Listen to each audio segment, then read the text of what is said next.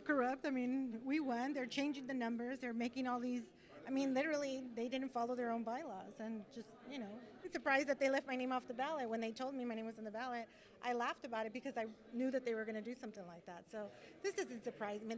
And 2 years ago, actually, voters were busting our election. They called the police on us. This is in the 64th district, Assemblyman Mike Gibson. And we had video of the convener actually pulling ballots from a ballot box. And they still ruled against us. Yes. Because they said we couldn't prove that we would have won. I proved that we won. I proved that they were not Democrats. And now they're, basically changing the standard. The information I have is directly from the LA County Registrar's Office, who's the utmost authority on how this works. And what they told me was, because I wanted to know, from the time an election happens, how long does it take for you to put in a written ballot? It says 3 weeks. So 3 weeks from January 13th is February 3rd. They check these registrations in March. So by March, those people's ballots are, you know if they're registered or not, and they still couldn't confirm them. So the fact is, those are solid numbers, and they still were trying. They might have switched their registration after the fact, but as of the date of the election, they were not Democrats. So we proved that. We proved the numbers. But what it is the bar's here, and then they raise it here, and then they raise it here. Yeah. But nobody on my slate cheated. Nobody on my slate lied. We did not bring people from other districts. Mm-hmm. And I absolutely did state, after my election, anybody's going to bring people because they're not going to check, and you should do that. That was after my election, and I was very clear about it. And in fact, someone came and was really upset with me. I can't believe you're saying that. I said, these people cheat and they're corrupt. That's what they do. Yeah. And you got to play the game the way they play it. The bottom line is this happened 2 years ago. They said they were going to fix it. The only reason there's so many challenges now is because they smartened up, they tightened it up, and they allowed, they came in and they swooped in on these elections. But I'm not really. I don't believe that they're going to do anything to rectify it. I think they want it this way because they know that if they have a standard that has to be met and they have to meet that standard, they're not going to be able to. That was my question. Do you think all this, because we see one A-Dem after the other, we covered 4 ourselves. I was ready to stand up in the room and say, hey, my friend who's a Trump supporter, they gave him a ballot and they let him vote in Orange County.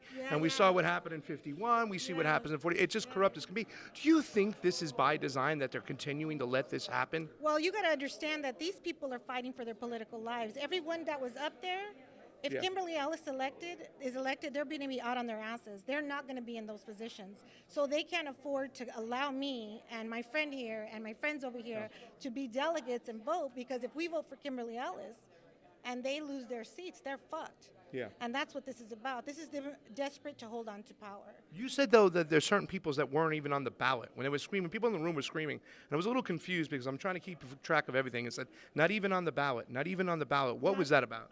Wasn't on the ballot. You weren't on the e-board ballot, but you were on the... Yes, which caused confusion because it's really, it's pretty much impossible to have more votes for e-board than delegate. Gotcha. And yet I did have a significant amount because people came in and just voted for me. I have testimony. People only voted for me for e-board because they thought they were confused because people don't even know what an A-Dem election is. And they got there midway. They saw that they were being told that they could write my name in, so they said, oh, I don't want to screw this up. They wrote my name in and didn't vote for me as, it's all obvious stuff that they know about. And they're not going to adhere to their own bylaws. Like, all of the bylaws that were broken were not by my side. Yes, they were by the other side. By the other side. Well, here's my question to you right now, Maria, because this seems to happen over and over again. And it's not just who you are, because they complained about your rhetoric, and you said plain and simple, hey, my rhetoric is my rhetoric, but I don't cheat. And that's why a lot of us people over here, we love Maria Estrada. But being who you're going to be running against, do you ever think that you'll get a fair shot, or will Rendon always have his kind of minions and goons always put you down? Is there any way we'll ever get a fair shot in your district when you run next time? Well, he has money and he has corruption, and he has that kind of trash that's in here and all these elected officials behind him. But I have the people, and that's the difference. Yeah. I have the hearts of the people. People know that what's happening is wrong. They know that it's unfair. They know that that the way that things are in our communities is not okay, and they want change, and they feel that nobody hears them. And I've had people tell me, I feel like you speak for me, and if I sound, if people don't like the way I talk, I mean, I'm sorry, but to be honest, I really don't give a fuck. I mean, I'm going to talk the way I talk, but I'm not going to lie, and I'm not corrupt. And the bottom line is, they're bringing up Trump, they're bringing up tweets, and she called me a pinche pendeja mentirosa. Well, that's true. So you might be upset at what I'm saying, and you might not like the way I said it, but it's the truth. At the end of the day is that people want to hear the truth, and they want to hear somebody that's going to speak the truth to them, and that's what this is about. I mean, it really is. And if you can't, I mean, I don't know how these people sleep at night. I mean, we have some of the elected officials here that I personally have had people in the community tell me how they treat them. I mean, in Maywood, one of the elected officials in here, one of the guys that ran against him, they broke the windows of his restaurant out. You have people's cars being keyed, their tires being slashed. We have elderly people being bullied, and they're saying I'm a bully. I do it publicly in your face, and I'm not going to hide behind anybody or anything. These people are bullies to elderly people. You have people that can't go to activist homes in Cudahy, in Maywood, in Bell, because if the elected officials and their little people, the parking people that come around and give tickets, see their car in front of so-and-so's house, they're going to hear about it, and they're going to be harassed. Yeah. I mean, that's common. So when they're acting upset because I'm supposedly harassing them on Twitter, get the fuck off social media, honey. This is politics, and it's dirty, and you better be ready for a fucking street fight. And that's what this is. We're at war right now.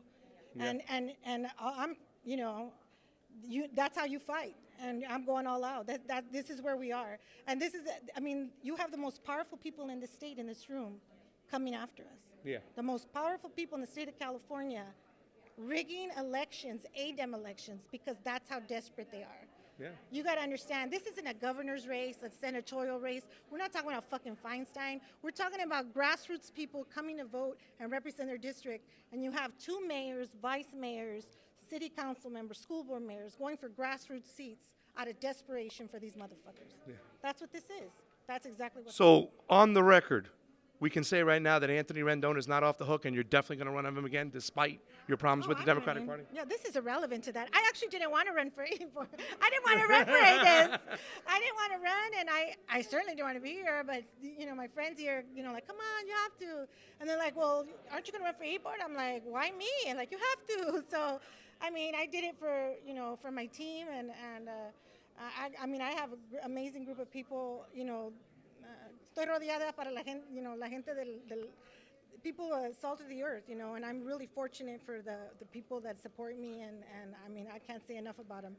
But I really didn't want to be an ADEM. I think this right here is a waste of time for me, because I feel like all the time that I'm here, like even this weekend, I'm have plans for a funeral. I have plans for local officials that want to meet with me that are going to help for my election. I mean, I have activists that I meet with constantly, La Raza Unida and Mecha, and people from Chicano movement, labor movement that we're organizing in our communities, and that's where it's at. This isn't where my fight is. My fight is in my community, and that's where I need to be. Well, Maria Estrada, we love you, and I hate to tell you, but there's people waiting for you right now at a dinner, and they say the party doesn't start until Maria Estrada gets there. So you're wanted. Thank you very much. As the KDEM elections with Maria Estrada. The hearings was going on at the Credentials Committee, trying to figure out what to do with this across-the-board disaster of ADEMs. Maria Estrada, thank you so much.